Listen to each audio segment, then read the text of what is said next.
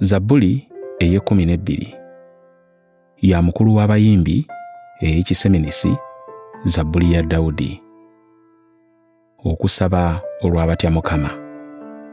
Yamba Mukama, kubanga abatya Katonda baggwaawo, ab'amazima bakendeera mu bantu.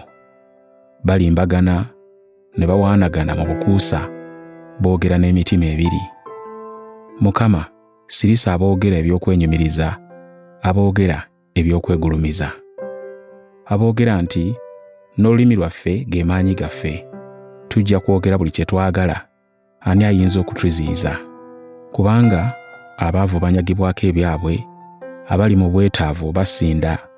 Kaakano n'ayimuka, Mukama bw'ayogera, n'amuteeka mu bukuumi bwe yeegomba.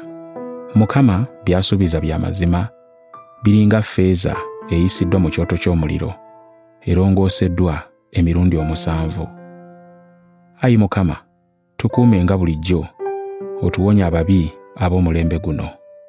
Ababi babunye buli wantu, n'obugwagwa bwe bugulumizibwa mu bantu.